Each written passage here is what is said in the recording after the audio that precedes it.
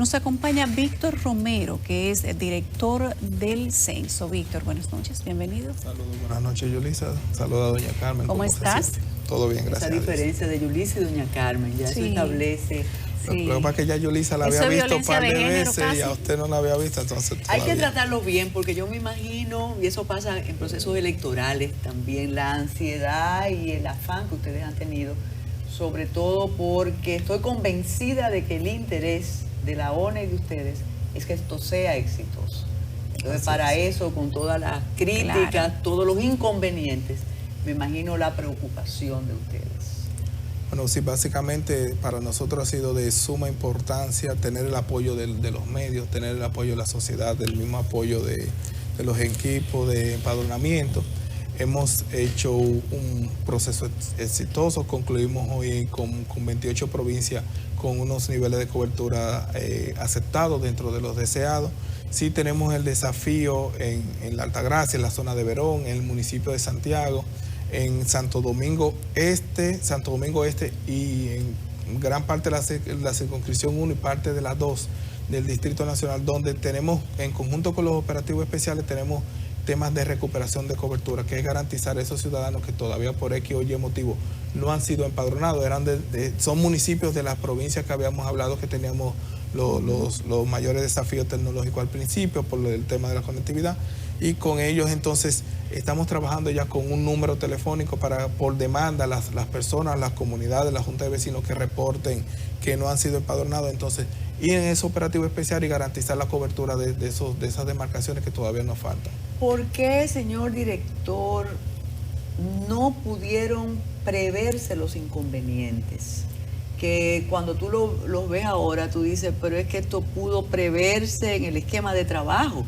Sí. Si sobre la marcha los corrigieron y los detectaron. Y en segundo lugar, ¿por qué en Verón hay problemas? Ok, los inconvenientes fueron previstos. Lo que pasa es que quizá la magnitud fue superior a las previsiones, y le voy a explicar, y Verón es el mejor ejemplo de qué fue lo que sucedió. Nosotros siempre estipulamos que íbamos a tener los 2 o 3 primeros días de ajustes por el tema de los sistemas de la conectividad. Cuando nosotros nos referimos a la conectividad, no es la conectividad que nos brindan las telefónicas, con esa no hay problema, salvo en la zona donde hay problemas de señales. Cuando hablamos de la conectividad es sincronizar los dispositivos de las tabletas, poder sincronizarlo con los servidores de la ONE. Y para hacer esa sincronización, lo primero que teníamos que tener es el listado de las personas que iban a trabajar en ese polígono. Y eso debía ser estable. Cada vez que una persona salía del listado, yo tenía que reiniciar el proceso porque iba precargado. La tableta, por cuestiones de seguridad, no permitía que cualquier usuario lo usara, sino una persona que tuviese autentificado previamente en la tableta. Y Verón, la zona de Bávaro, Punta Cana, son zonas con alto dinamismo del personal. Entonces, hoy usted podía tener la lista de las 25 personas que iban a trabajar en ese polígono, se le iba uno, cuando hacía la sincronización que volvía, ya no estaba la persona que iba a trabajar, y ese va y ven fue lo que provocó entonces esos temas de conectividad. Y hasta que no se estabilizaran los equipos, o sea, los equipos de personas, no podíamos entonces iniciar de manera completa en esa área. Y eso fue lo que generó el inconveniente técnico de la conectividad con los servidores de nosotros. Pero porque eso los fue los primeros estar, días. Eso fue en la mayoría de las provincias se trabajó, que por eso llevábamos 26 provincias que iban concluyendo según el cronograma. Se trabajó durante los 2 primeros días, que eran los días que teníamos estipulados de la conexión. Ahora, también nosotros al momento de iniciar el tema del empadronamiento, antes de eso tuvimos una reunión que le presentamos al presidente y a todo el Consejo de Gobierno, lo que eran el ranking de las provincias según los niveles de dificultad. Y podemos compartir eso en su momento, pero el ranking de las provincias estaba por la Altagracia, Santo Domingo, Santiago, San Cristóbal, Puerto Plata. Las mismas porque eran las de mayor dinamismo, y eso crea, o que tienen situaciones especiales. Cualquier levantamiento de este tipo presenta inconvenientes en esas provincias. Ya, como le dijimos, ya de esas solas nos quedan unos municipios de esas provincias, porque no es en la totalidad, pero sí, evidentemente, en principio determinamos que como habíamos agotado un tiempo en ajustar los aplicativos, decidimos hacer la extensión del periodo de empadronamiento de una semana más, porque tanto a los equipos de trabajo como a la ciudadanía no le habíamos dado el tiempo de poder entonces agotar su carga de trabajo. Y de hecho todavía, ya para terminar, tenemos algunas áreas que en los municipios que hemos identificado que no pudimos cumplir. Por eso que estamos ahora con operativos especiales junto con los de las cárceles, asilos y grandes centros los cuales habitan personas, vivienda colectiva. Estamos generando unos operativos para entonces en esa torre que fuimos y solamente conseguimos un apartamento o que no pudimos ir, entonces por demanda a acudir a esos sitios y hacer por la cita y empadronar a todos los residentes de esa demarcación. Y a veces la casualidad o el destino juega unas malas pasadas, porque precisamente con toda aquella narrativa previa al censo que ocurriera eso en Verón, permitió otra vez la paranoia y que ahí hay una comunidad extranjera muy importante y demás. Pero mire algo. ¿Por qué no se probaron las tabletas antes? Yo recuerdo aquel episodio del voto automatizado y es entendible. Y en segundo lugar, ¿qué tú empadronas en una cárcel? Ok. Bueno, las tabletas sí fueron... Perdón, si los familiares de los que están privados de libertad podían ser empadronados también en sus hogares. Sí, pero para en los asilos. Sí, la primera parte la primera pregunta sobre ¿por qué no se probaron?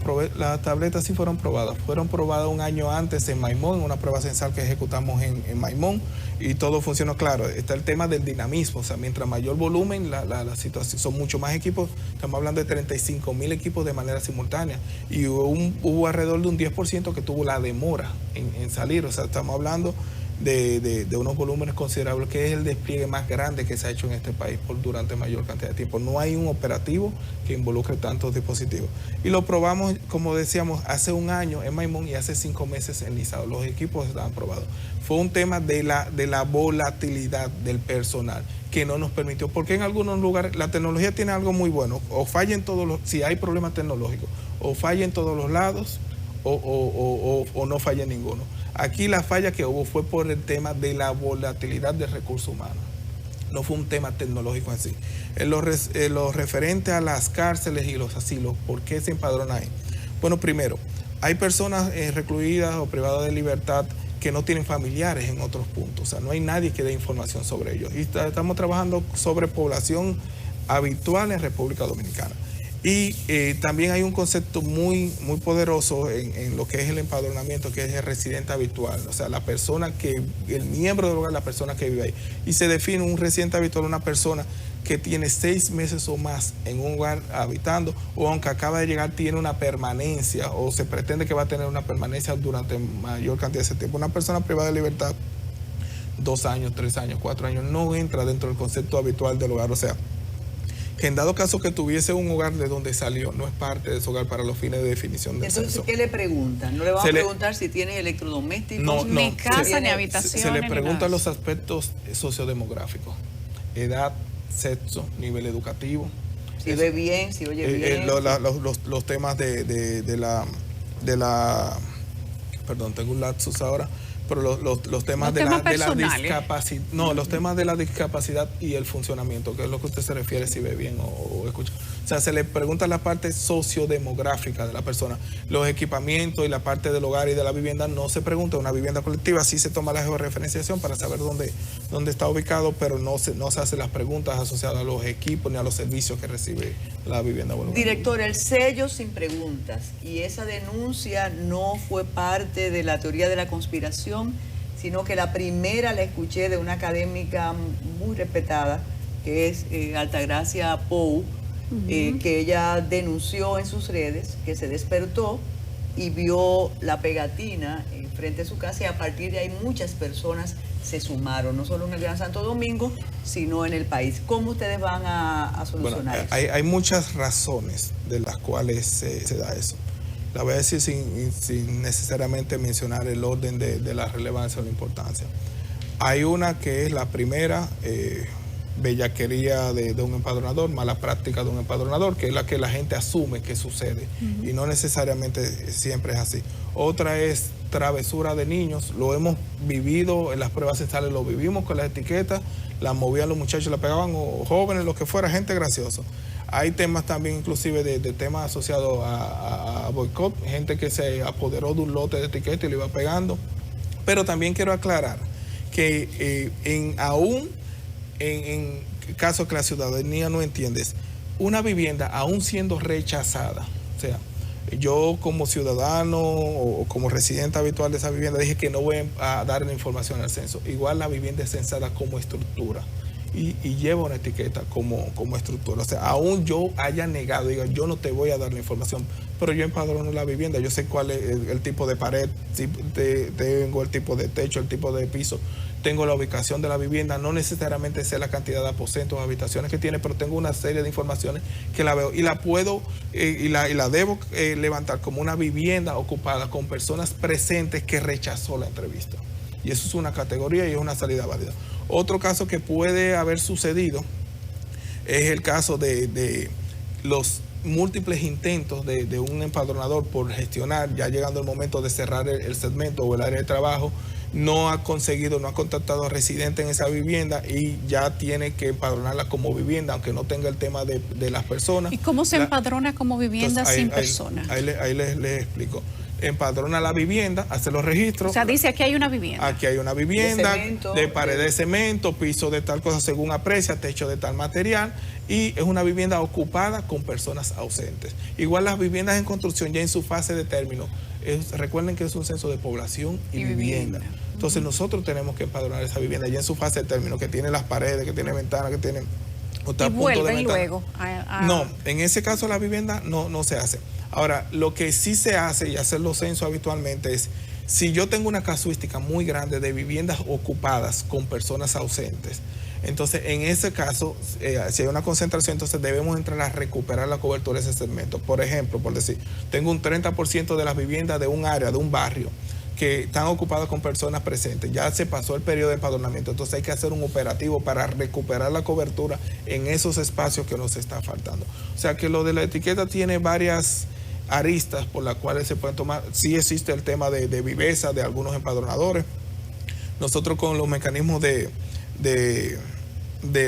la trazabilidad que le damos a la entrevista por el punto de donde se aplicó y también por los mismos niveles de productividad asociada a la frecuencia de entre entrevista y entrevista, pudimos detectar los empadronadores que estaban haciendo eso. Cuando lo identificamos, entonces generamos una visita ya formal al hogar donde recolectábamos la información del hogar, pero es parte de trabajar en el caso de los empadronadores con 26,000 personas en terreno, algunas con mayores o mejores intenciones que otros, tratando de fiscalizarlo con los supervisores y el equipo de trabajo, pero siempre en todos los lados se cuecen habas y eso es una realidad. Director, hay una casuística que hemos conocido todos en distintas edades, que se da en sondeos y en encuestas. A mí me toca evaluar quienes compran en la farmacia de este sector, y yo me pongo en mi oficina de la empresa que está evaluando y digo así, entran personas de rango de edad de 40 a 60, entran por la mañana, pero en mi casa. ¿Es posible que los empadronadores llenen el formulario sin tener ningún contacto? Es decir, que cumplan la cuota sentados en una silla. No debería ser posible por el tema de la ubicación, por lo menos tienen que haberse trasladado hacia la vivienda. ¿El aparato registra la ubicación física de la persona? Registra la ubicación GPS donde se captura el punto y también la misma cartografía en el croquis que tiene va asociado. Y es muy difícil en volúmenes inventarse informaciones de manera sistemática. Usted lo puede hacer para un formulario, pero hacerlo de manera constante ¿Y sería detectable? Hay algoritmos que lo detectan donde posiblemente hay unos patrones, porque la gente termina repitiendo unos patrones que genera. Y recuerden que nosotros hacemos comparaciones también ya con la data agregada de los principales indicadores sociodemográficos que se esperan de una población y tiene que tener un comportamiento. Y lo que hemos visto y de hecho por eso estamos haciendo el cierre técnico en las 26 provincias, ya a partir de mañana sería la 28, es viendo esos indicadores y la data esperada en función de las encuestas, de la proyección de la población y todo lo demás en esos territorios, a ver qué tanta congruencia guardan con la información recolectada, y hasta ahora van tendiendo a hacer lo esperado en los sitios. En los sitios donde nos genera duda un indicador, entonces va un equipo a hacer una contratación en terreno de que la información reportada en la tableta sea la información, la realidad de esa área de trabajo. Me llama la atención, no sé si es percepción, Yulisa y señor Romero, que los problemas se han detectado más en zonas urbanas. Yo no he visto una queja de zonas rurales. Ojalá que realmente sean esos solamente. Por eso, de municipios, uno que tiene la oportunidad por trabajos anteriores de conocer parte de la isla y sabe que hay lugares de dificultad para acceder realmente, que tienes que ir en un mulo, en un burro. Han comprobado cómo se desenvolvió el censo ahí, porque lo que veo en zonas urbanas, que si la casa no me abrió, que si la señora dijo que no se iba a dejar censar, pero ¿qué pasa en esos lugares de hacinamiento que tenemos muchísimo? Y la gente que vive en montañas, que para tú llegar allá arriba tienes que ir expresamente para allá. O Río Blanco, que tú tienes que atravesar un lugar que no lo puedes hacer con ningún vehículo. ¿Qué ustedes han hecho con eso? Bueno, hay dos cosas. Uno, se articuló en principio la Comisión Nacional Censal, que era la que se designaba una serie de ministerios a cargo de apoyar y articular junto con el Ministerio de Economía y la Oficina Nacional de Estadística todo el engranaje del censo. Y eso iba desde los aspectos financieros hasta los aspectos logísticos. Pero también hay una comisión censal municipal o distrital, que ahí entonces entran los gobiernos locales de la alcaldía, que son muy interesados en que su población se cuente y se cuente de manera correcta. Y entre esos, ambos miembros de la comisión, junto con la Oficina Nacional de Estadística, entonces se articuló toda la logística asociada, tanto la logística de transporte de los diferentes medios, temas de lancha, temas de animal. ¿Y se formaban a los empadronadores ahí entonces, locales? Los empadronadores son del territorio. Entonces, ¿qué es lo que pasa con eso? Y aparte, hubo una integración de comisionados del gobierno que eran responsables de garantizar esa logística en los territorios. Por los censos no se hacen solos, los censos bien hechos en ningún territorio puede las oficinas nacionales de estadística o los institutos nacionales de estadística ejecutar un censo de manera sola, necesita el apoyo de las otras entidades del Estado. Entonces, la capacitación se hacía local, era el personal local que debería ser de las áreas, y eso garantizaba primero minimizar los costos logísticos, la dificultad, que la gente conociera el territorio, pero que también en el territorio lo conociera, y garantizar un poco más esa flexibilidad y esa apertura de las puertas. El tema de que se conoce el urbano, primero somos más mediáticos en la zona urbana.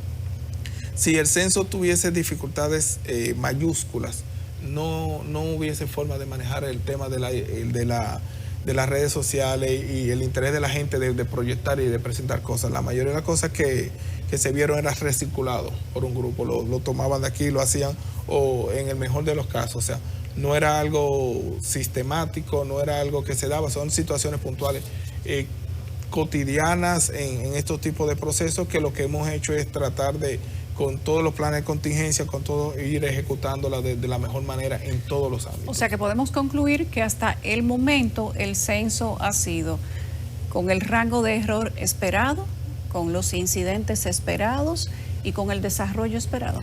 Con la cobertura, los censos no manejan rango de error, sino cobertura. Las encuestas sí llevan esa, pero con la cobertura esperada. Sí tenemos los municipios que mencioné, que estamos trabajando para llegar a ese nivel de cobertura.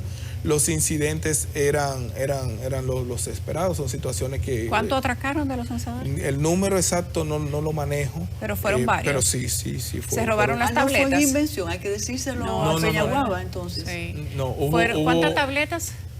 Las tabletas, paradójicamente, casi ninguna fueron sustraídas. Las tabletas, sí, lamentablemente le quitaban los teléfonos a la persona, el dinero que pudiera tener, cualquiera jugar, pero las tabletas no, porque como las tabletas se sabe del tema de la trazabilidad, las tabletas, los casos que fueron sustraídas, o las dejaban botadas en un sitio visible. ¿Pueden ser reusadas esas tabletas? Sí, pueden ser reusadas, de hecho van a ser reusadas en otros procesos de la Oficina Nacional de Estadística y en otros procesos de instituciones gubernamentales. E internacionalmente se estila entre países, si los equipos están en buenas condiciones, a hacer préstamos a países para procesos. Qué bueno, Víctor, gracias. Qué gusto que hayas podido venir. Nosotros sabemos que ustedes todos están agotados, que han tenido muchísimo trabajo y que todavía les falta.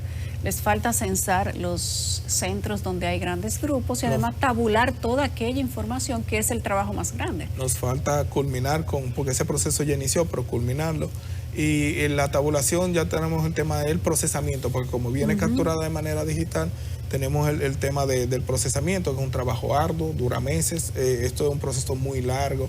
Luego entonces ya el análisis, la difusión. ¿Cuándo tendremos alguna información? Los datos preliminares los vamos a tener a final del primer trimestre del año. Final de marzo, aproximadamente. Y eso está establecido, usted que habló de margen de error, ¿no? Como correcto, ¿no cambia una situación cuando ustedes vayan a ofrecer el resultado? Un censo exitoso a nivel internacional, según los parámetros, es el que alcanza al menos un 95% de la cobertura de la población y una omisión menor del 5%. Y nosotros, en las provincias que ya dimos del alta, por llamarlo de alguna forma, hemos alcanzado esos valores. Lo que nos queda es completar ya en las provincias. No, pero lo que digo, con el tiempo de tabulación y de procesamiento, no cambia la situación. De hecho, en el caso de República Dominicana va a ser dentro de un tiempo récord. Nosotros habitualmente hemos dado esa información como mínimo 6 meses antes y los resultados finales casi 2 años después. O sea, estamos haciendo todo para aprovechar la tecnología a favor del proceso, y lo que nos está permitiendo ahora mismo hacer los cierres los cierres técnicos en las provincias es que esos datos que uno se daba cuenta 6, 7 meses, un año después de situaciones que llamaban la atención en el terreno, ya no podíamos constatarlos porque sí había pasado mucho tiempo. Ahora mismo nosotros estamos a 5 días, 6 días, 10 días de haber terminado de esa vivienda y estamos verificando que esa situación persiste o fue una mala práctica, y eso no lo permite la tecnología. Muy bien, gracias, Víctor. Bueno, gracias a ustedes y siempre a la orden, y esperamos poder servirle a toda la ciudadanía dándole informaciones sobre este proceso que aún no termina. Él es Víctor Romero, director del Censo Nacional de Población y Vivienda, el número 10. La doctora Carmen Inver y yo les agradecemos que nos hayan acompañado.